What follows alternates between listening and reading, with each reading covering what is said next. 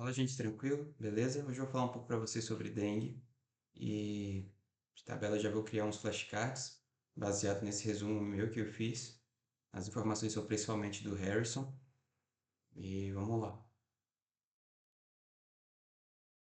Eu separei em 7 tópicos principais, que são considerações basais, clínica, diagnóstico, tratamento, o que fazer, dependendo dos casos do paciente, e algumas considerações finais.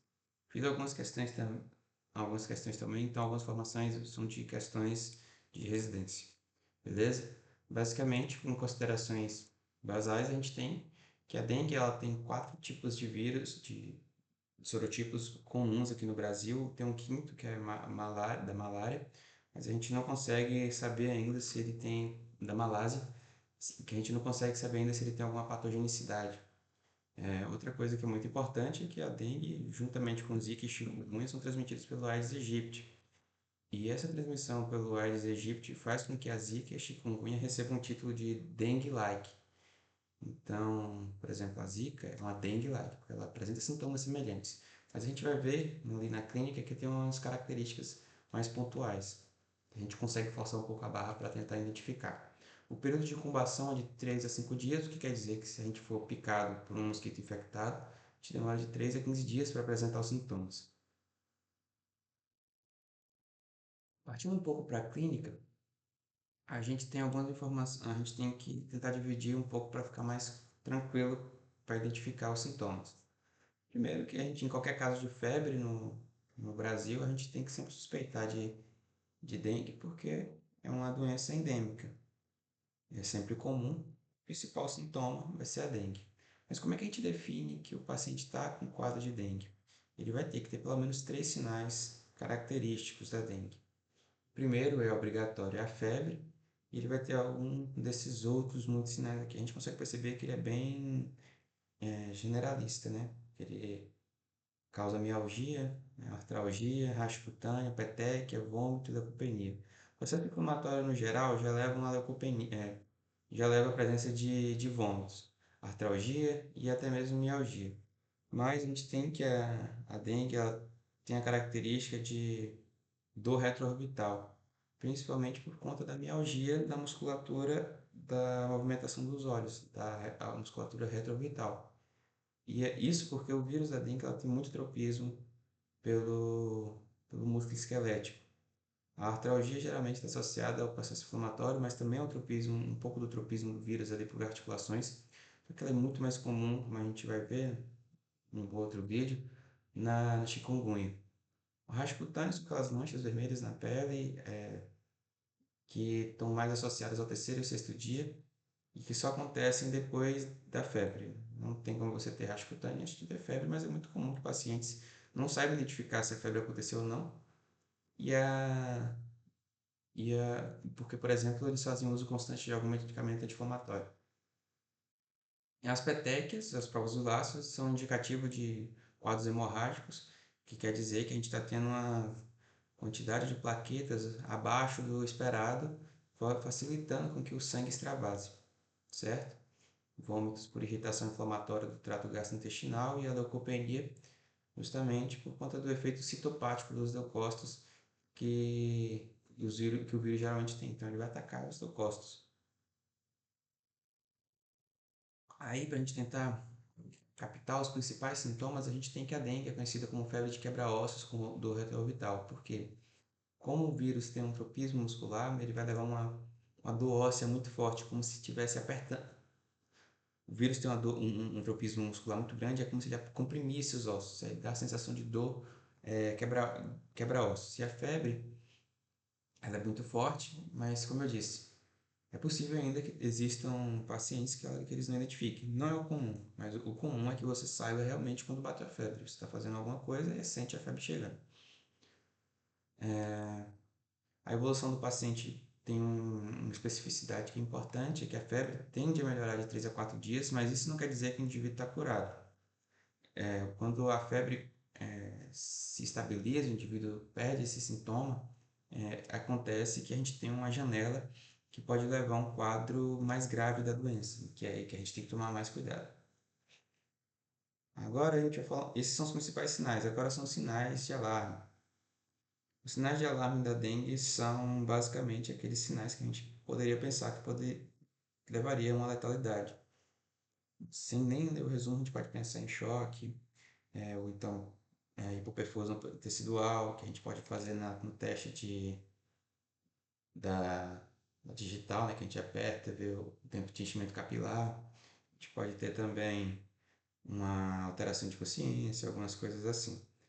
E só para voltar ali na clínica que eu estava falando, a prova do laço a gente vai fazer, laçar o antebraço do paciente, vai insuflar com um manguito, né? E aí a gente vai esperar um tempo, faz um laço mesmo, e espera um momento, e aí em 10 minutos a gente vai ver como se acumular petequias. Na área de quadrado 2,5 por 2,5, ou seja, duas polpas e meias digital, tipo 2,5 para baixo, 2,5 para o lado, a gente vai ter um quadrado. O quadrado que tiver mais preenchido e tiver um adulto mais de 20 petecas é comprobatório com uma gravidade ali numa dengue hemorrágica, que vai exigir uma atenção maior da equipe de saúde. Voltando, ainda sobre a dengue com sinais de alarme, falei a definição da outra era a gente ter o quadro de febre mais algum outro sinal. Aqui a gente tem que ter um sinal de alarme, porque se é tão grave, não pode ficar limitando demais a categorização.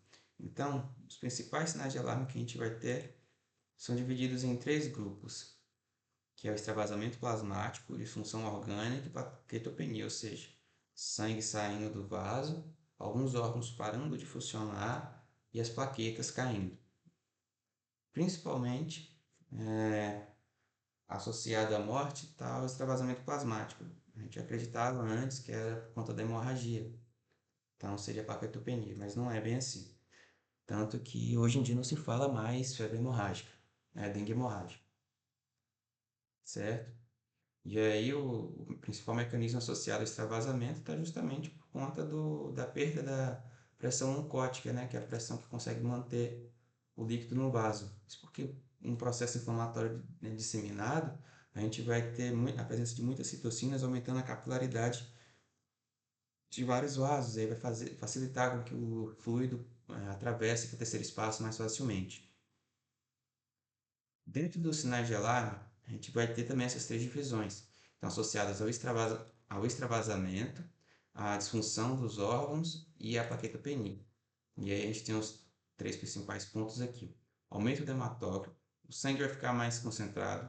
O hematócrito nada mais é do que a presença de hemácias. Se a gente está perdendo muito líquido, as hemácias não passam para o terceiro espaço. Se a gente perde muito líquido, é esperado que a concentração de hemácias suba, ou seja, as células vermelhas subam, então ele começa a ficar viscoso, o sangue fica mais viscoso. A lipotímia, que é uma hipotensão postural, que é aquela sensação de...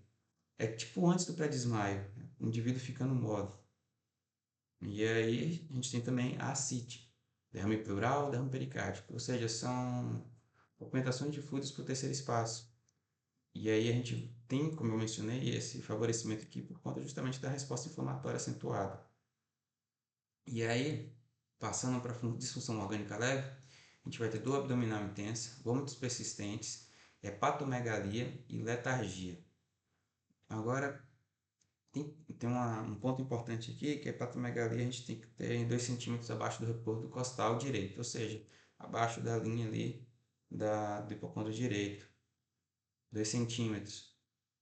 E a letargia está associada à má perfusão encefálica justamente porque a gente diminuiu o fluxo sanguíneo, aumentou a viscosidade do sangue e, consequentemente, a gente vai ter um débito cardíaco reduzido. A dor abdominal, referido à palpação, está associada a uma isquemia de vasos mesentéricos, de alças intestinais, que é uma dor que acontece, é forte, é uma dor que puxa, o indivíduo sente com facilidade. E os vômitos persistentes também estão associados à baixa irrigação do sistema do trato gastrointestinal, fazendo com que a gente tenha a estase do produto, do bolo alimentar, do quimo, e com isso, como a gente também está tendo um processo inflamatório ali, a, as catecolaminas vão favorecer com que a gente tenha regurgitação, a gente esvazie o trato gastrointestinal, certo? Porque pensa comigo, se a gente não tem a peristalse, o produto não desce. Então ele continua acumulando, né, pela via de entrada até o momento que a gente tem que mandar para fora. Só uma última consideração, a irritabilidade é semelhante, é o que a gente pode considerar como uma letargia, entre aspas, em indivíduos pediátricos. Por fim, em função à plaquetopenia, a gente tem o sangramento de mucosa, gengiva, nariz, que é autointuitivo, né? Agora, passando para a dengue grave. Só lembrando, a gente tem três considerações básicas dos sinais da dengue. Os quadros clínicos normais, os com sinal de alarme, para a gente ficar esperto para manejar de uma maneira diferente, e a dengue grave. Mas a dengue grave é basicamente a dengue com um sinal de gravidade. Assim como a dengue com sinal de alarme, é a dengue mais um sinal de alarme. O sinal de gravidade está dividido basicamente na regra dos 3 P's, que é pressão arterial baixa, pulso fino e periferia pouco perfundida. A gente pode lembrar de pressão, pulso e periferia, e perfusão, ou periferia. E aí, a pressão baixa a gente vai ver justamente por um quadro de pressão convergente, que é quando a sistólica e a diastólica elas estão com a diferença ali menor que 20 milímetros de mercúrio. Então, um indivíduo que é 12/8, essa diferença aqui é de 40. Aí um indivíduo com dengue, com sinal de gravidade, com esse sinal de gravidade, ficaria, por exemplo, 10/9 ou 8/7. Um exemplo. Pulso fino e rápido está associado a um quadro que o indivíduo está começando a chocar, porque quando a gente está tendo uma redução da perfusão tecidual, uma redução do débito cardíaco, a única maneira que a gente vai ter para tentar compensar, já que o nosso volume sanguíneo, entre aspas, está diminuindo, a gente está extravasando o terceiro espaço, é aumentar a frequência cardíaca. Aumentando a frequência cardíaca, a gente vai ter um pulso que ele vai ser mais rápido para compensar o baixo débito, só que pelo volume reduzido ele vai ser fino.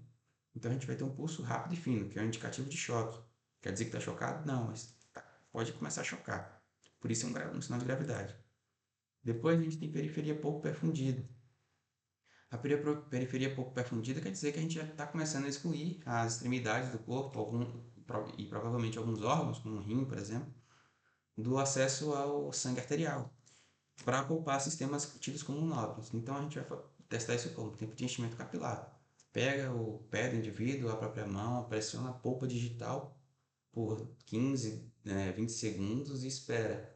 Se o tempo de enchimento capilar for superior a 2 segundos, já é um sinal de gravidade. Além disso, a gente pode ver pelo próprio tato. O indivíduo que a gente encostar no pé dele, o pé está muito gelado, sendo que o ambiente não está tão gelado assim, ele não está com os pés no chão.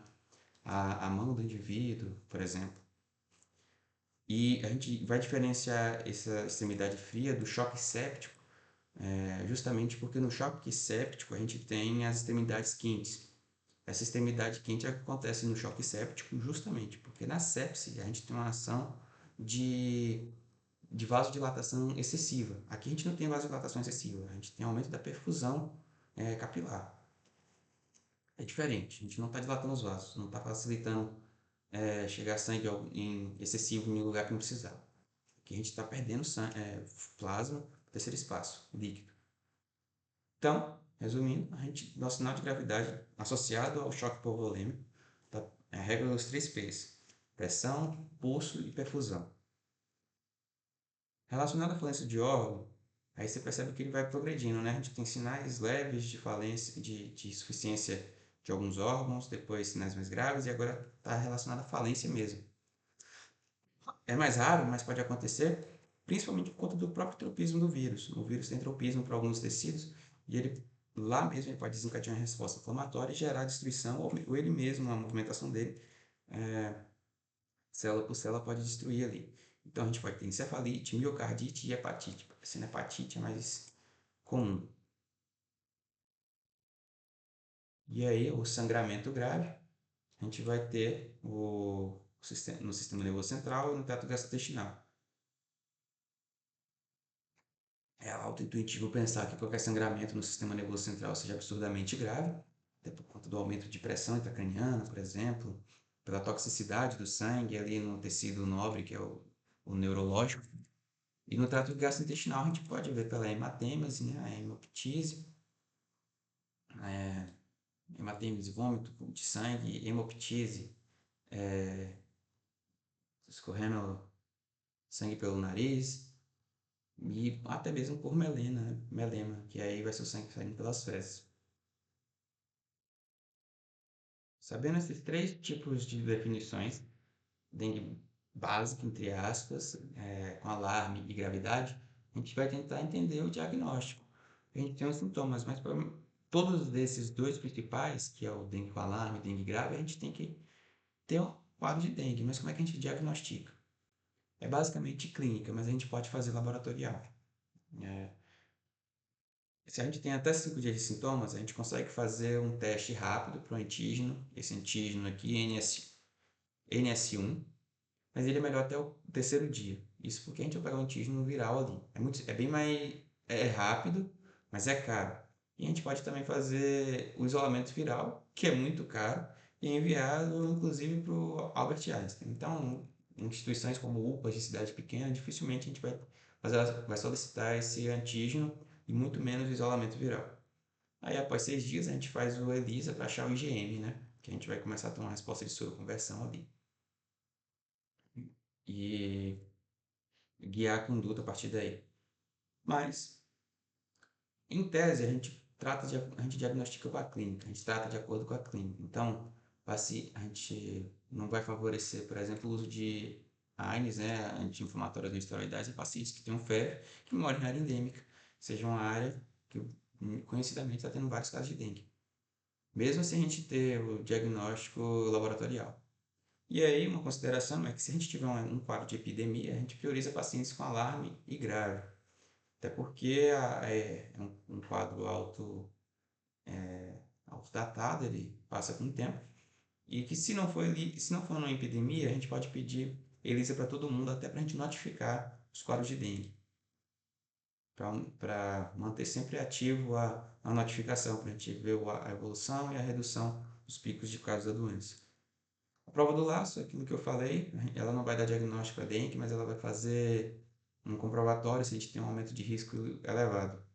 Se o paciente já tem sangramento ali, só porque a gente aumentou um pouco a pressão do membro dele, então a gente. Não, se a gente tem um paciente ali que ele já está tendo sangramentos, por exemplo, de gengiva, nariz, não tem necessidade de fazer a prova do laço. Se é para testar se ele está sangrando fácil, a gente já está vendo que ele está sangrando fácil, não faz sentido provocar petequias ali. E aí o passo a passo, que é basicamente com manguito, a gente vai insuflar com a pressão arterial sistólica igual a 100 e diastólica igual a 70 para conseguir uma média de 85 minutos de mercúrio. E aí, por exemplo, não sei se deu para ficar claro, mas, por exemplo, o paciente 12 por 8, a gente vai pegar não a pressão arterial média, mas a média das pressões. Então a gente pega 12 mais 8, que vai ser 20, e a pressão média vai ser, exemplo, PAS igual 120 milímetros de mercúrio e PAD igual 80, então a gente vai ter a média igual a 10 milímetros de mercúrio. 10 não, né? Seria 100 aqui. 100 milímetros de mercúrio. Então a gente insufla até 100 milímetros de mercúrio e mantém essa pressão ali por adultos 5 minutos e crianças 3 minutos. Faz a área do quadrado, como eu mencionei, e depois faz a quadrado onde tiver maior concentração e depois conta o número de petequias. Diagnóstico, diagnóstico positivo não. Sangramento facilitado, confirmado se maior ou igual a 20 petequias em adultos, maior ou igual a 10 petequias em crianças. O tratamento que a gente tem é basicamente suporte. Se está precisando de líquido, a gente hidrata. Se está precisando de antitérmico, a gente tenta fazer um ibuprofeno e ibuprofeno não, jamais fazer ibuprofeno em caso de dengue, não se faz antes. Um paracetamol e uma dipirona. A gente não faz AINE justamente por conta da redução plaquetária pela inibição da ciclooxigenase, da COX. E aí o que a gente pode fazer? A nossa conduta vai ser muito mais pautada no grupo grave, né? A gente vai dividir em C e D. Mas, antes da gente entender o que é o grupo C e D, a gente precisa categorizar os tipos de paciente com o tipo de manejo que a gente vai fazer. A gente tem três tipos principais de conduta. escolher onde tratar, quanto hidratar e identificar se tem sinal de gravidade ou alarme. Então, basicamente, a gente tem o grupo A, B, eita, A, B, C ou D. Grupo A, está tranquilo? Trata em casa. Hidratação pode ser por via oral mesmo e um soro especial, com 60 ml quilograma dia. Isso aí para um indivíduo de 70 quilos vai dar 4 litros e 200. Apesar de parecer muito, ainda, e realmente é bastante, a gente tem que considerar que o indivíduo está perdendo o terceiro espaço. Então a gente tem que manter ali o volume sanguíneo dele é suficiente para que o coração não comece a entrar em redução de débito e atinja respostas compensatórias. O grupo B é um divisor de águas, porque se ele apresentar algum sinal de risco, ele vai, no caso o hematócrito, ele vai para o grupo C. Se ele não apresentar nada, ele volta para o grupo A. Então a gente vai fazer a laboratorial do hematócrito dele. E se o hematócrito estiver normal, a gente manda para o grupo A e alto para o grupo C. Por quê? Porque se o hematócrito subiu, quer dizer que a concentração de líquido nos vasos reduziu. Então, tornando o sangue mais viscoso. E isso é um fator de alarme. Então, a gente vai mandar o paciente para o grupo C porque ele precisa ser tratado com maior cautela. Então, onde tratar? Esse paciente grupo B, a gente não considera ele como um indivíduo permanente no grupo B. Ele é só transitório. Então, a gente não escolhe onde tratar o grupo B. A gente escolhe onde mandar, grupo C ou grupo A. Mandou para o grupo A, trata ambulatorial. Mandou para o grupo C, trata na enfermaria. A hidratação é a mesma. Você começa hidratando como se fosse grupo A. Se precisar ir para o grupo C, você muda a hidratação. Certo? E aí, geralmente está associado a indivíduos que têm entre 2 e 50 anos, então a maior parte da população, que tem petecas, que é gestante, comorbidade e risco social. Isso aqui é justamente para a gente começar a olhar com mais cautela. Indivíduos com extremos de idade, na verdade. Idade maior que 50 e menor que 12. Esse aqui é tipo o fator de risco para o grupo B. Grupo C é um indivíduo que está com dengue, mais um sinal de alarme. Então, aqueles sinais de alarme lá que a gente falou anteriormente. Vai ser tratado em enfermaria, que é importante a atenção ali, porque ele pode evoluir para uma piora rápida. E o tratamento vai ser uma hidratação de 10 ml quilograma hora em 2 horas. Isso é muito, muito volume. Um indivíduo que pesa 80 quilos, ele vai ter que tomar 800 ml, tipo, 800 ml em 2 horas. A cada 2 horas. Ou seja, ele vai tomar 1,6 litro em 2 horas. E ele ainda tem mais 22 horas do dia. É muito volume. Então, a gente tem que pensar também que, como a gente só está tratando praticamente a desidratação, entre aspas, do paciente, o paciente vai inchar muito, porque ele não vai colocar essa água toda para fora tão rápido. E não pode, porque a gente quer garantir que ele tenha volume vascular. Então, vai chegar um momento que a gente não vai conseguir mais hidratar o paciente. Esse momento, se não tiver melhora do paciente, ele continuar piorando, e vai apresentar sinal de gravidade, dentre aqueles lá que a gente falou, falência de órgão, hipoperfusão e hemorragia. Esses aqui, ó,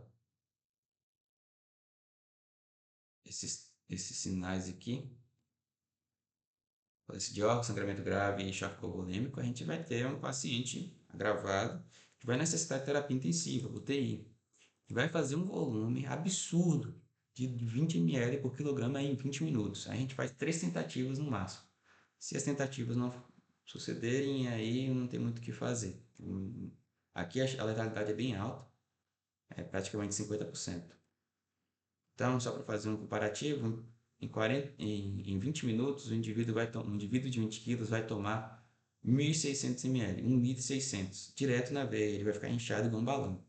Considera que a gente vai fazer 3 tentativas. 1.600 vezes 3 dá 4 litros e 800 ml. Ele vai ter 4 litros a mais. Se você parar para pensar que 4 litros é basicamente o sangue todinho de uma pessoa de 70 quilos, é de ficar espantado. E aí, Se não melhorar, a gente ainda pode tentar uma nora, uma albumina, porque o sangue nesse momento vai ficar muito liquefeito. E a nora para tentar fazer a constrição de vaso, para a gente poupar o máximo possível que der o líquido no espaço vascular. Aí algumas considerações que a gente pode fazer é aquilo lá que eu estava mencionando enquanto a gente lia essa tabela, que a hidratação do grupo A é basicamente 30% de hidratação o especial, né? E os 70% de líquidos quaisquer, água, açúcar, água de coco. Grupo B a gente vai ter 30% de solução normal e 70% de líquidos quaisquer, enquanto a gente não tem o resultado do hematócrito. Saiu o hematócrito e classificou como grupo C, altera a hidratação para hidratação do grupo C. Mas se o hematócrito está normal, mantém a hidratação 30-70, certo? Grupo C, a gente vai fazer 3 séries também, cada série dura 2 horas, então em 6 horas aqui a gente vai ter uma hidratação de 2.400 ml em um indivíduo de 80 quilos. E por fim, a gente pode considerar que o indivíduo, depois da nora e da albumina, se não tiver melhorado, aí vai depender muito do que o médico tem de conhecimento para arriscar. Mas é como se essa aqui fosse a última chance do paciente. É isso, valeu, até mais.